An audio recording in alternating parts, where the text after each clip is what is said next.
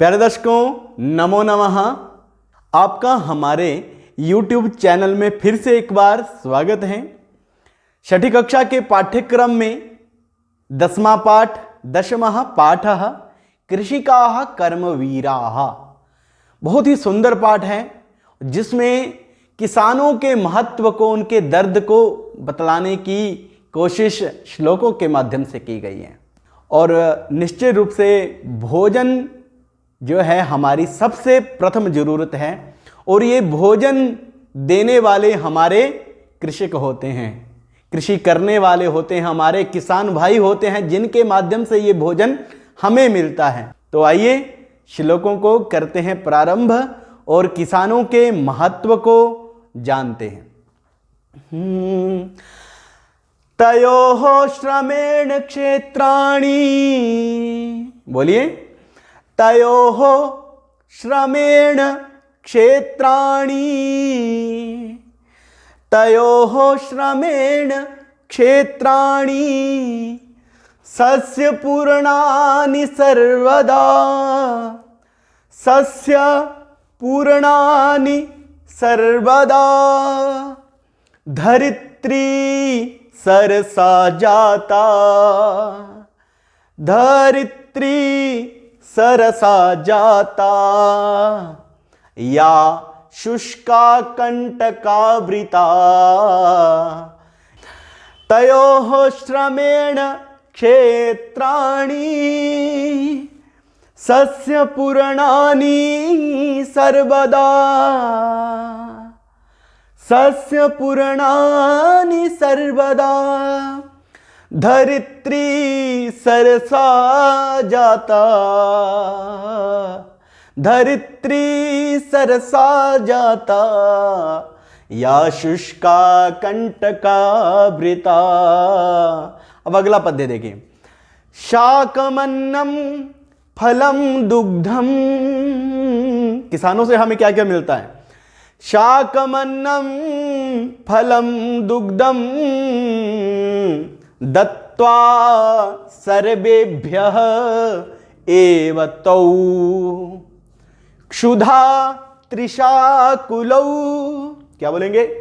क्षुधा तृषा कुलौ नित्यं विचित्रौ जनपालकौ, विचित्रौ जनपालकौ, विचित्रौ जनपालकौ। ये जो कृषक और कृषक की पत्नी दोनों अनोखे ही जनपालक हैं, लोगों के पालक हैं, जो स्वयं क्षुधा तृषा भूखे प्यासे रहकर भी अन्यों के लिए शाकम अन्नम फलम दुग्धम ये वस्तुएं प्रदान करते हैं। एक बार आइए फिर से इस श्लोक का उच्चारण करते हैं। शाकमन्नं फलं दुग्धं दत्त्वा सर्वेभ्यः एव तौ, फिर से इस पंक्ति को बोलेंगे।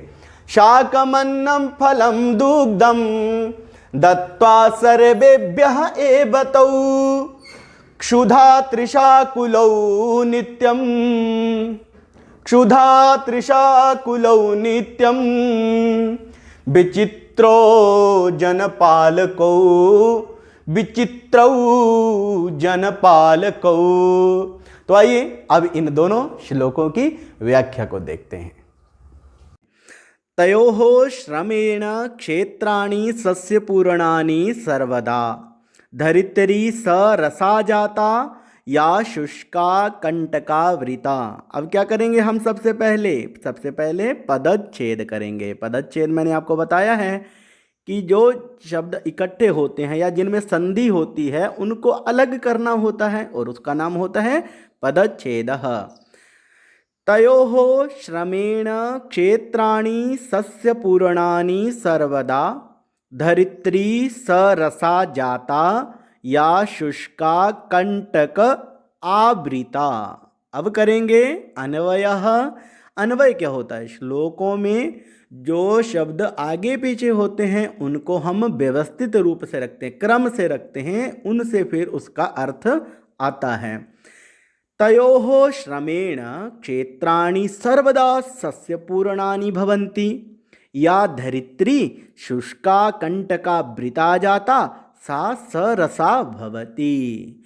तयोः श्रमेण, तयोः उन दोनों के श्रम से, मेहनत से, क्षेत्राणि खेत सर्वदा हमेशा सस्य पूर्णानि फसलों से पूर्ण रहते हैं।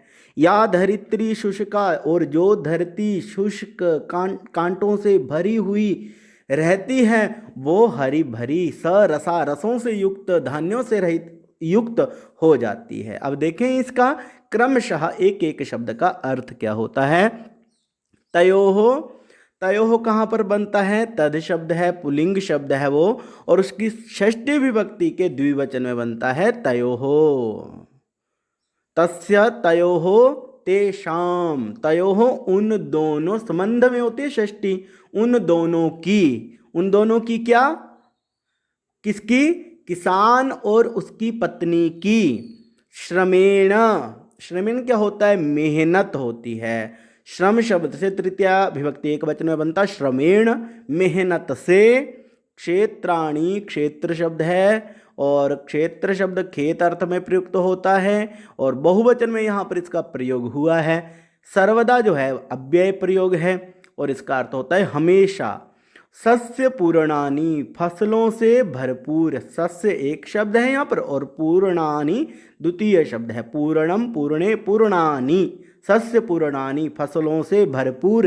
भवंती, इसमें हम जोड़ सकते हैं क्रिया को, तो अर्थ हुआ उन दोनों की, किसान और उसकी पत्नी की मेहनत से खेत हमेशा फसलों से भरपूर रहते हैं। ये तो होगी एक पंक्ति का अर्थ हमारा। अब देखते हैं अगली पंक्ति का अर्थ।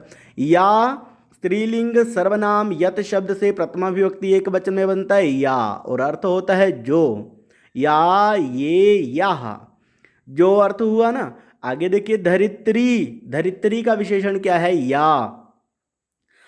धरा वसुंधरा पृथ्वी, धरित्री को कहते हैं धरती, जो धरती। शुष्का, स्त्रीलिंग में शुष्क शब्द से बन जाता है शुष्का। कंटकावृता, कंटक धन आवृता, कंटकों से आवृत है, कंटकों से घिरी हुई है, कांटों से भरी हुई है। जो धरती शुष्क कांटों से भरी जाता होती है। जनगतौ कृत प्रत्यय से स्त्रीलिंग में बनता है जाता होती है।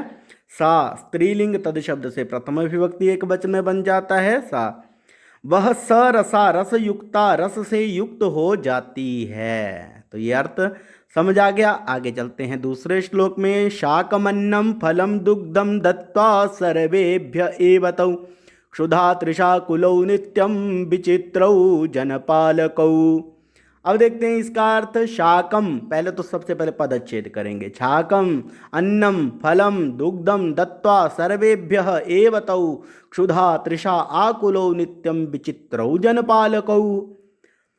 अर्थ अन्वय, अन्वय देखते हैं। तौ जनपालकौ सर्वेभ्यः शाकम अन्नम फलम दुग्धम दत्त्वा क्षुधा तृषाकुलौ नित्यम विचित्रौ एव। अब देखिए अर्थ तौ होता है दोनों, कृषक और उसकी पत्नी। जनपालकौ, जनपालक मतलब जनपालक शब्द से प्रथमा विभक्ति के द्विवचन में बन रहा है जनपालकौ। पालकः पालकौ, लोगों का पोषण करने वाले। जनपालकौ सर्वेभ्य, सर्व शब्द से चतुर्थी विभक्ति के बहुवचन में बना सभी को या सभी के लिए अर्थ में यहाँ पर आएगा। शाकम, शाक क्या होता है, हरी सब्जी। अन्न, अन्न तो आप जानते हैं अनाज को कहते हैं। हरी सब्जी अनाज। और क्या है, फलम नपुंसकलिंग, फल शब्द से फल बना। दुग्धम दूध, दुग्ध शब्द से प्रथमा विभक्ति एक वचन में दूध अर्थ हुआ। दत्त्वा, दा धातु कत्वा प्रत्यय सति दत्त्वा बनता है ना, अर्थ हुआ देकर। क्षुधा तृषा आकुलौ, भूख प्यास से आकुल व्याकुल। तो क्षुधा तृषा और आकुलौ तीनों शब्दों से ये शब्द बना है, भूख प्यास से व्याकुल। नित्यम प्रतिदिनम, प्रतिदिन। विचित्रौ, विचित्र अनोखे एवं अव्यय प्रयोग है ही हैं। अब देखते हैं पूरा अर्थ क्या हुआ। दोनों कृषक और उसकी पत्नी लोगों का पोषण करने वाले, सभी को हरी सब्जी अनाज फल दूध देकर भूख प्यास से व्याकुल, प्रतिदिन विचित्र अनोखे ही हैं। तो ये इसका अर्थ हुआ। प्यारे दर्शकों, आपको हमारे वीडियो पसंद आ रहे हैं ये हमें जरूर बतलाना।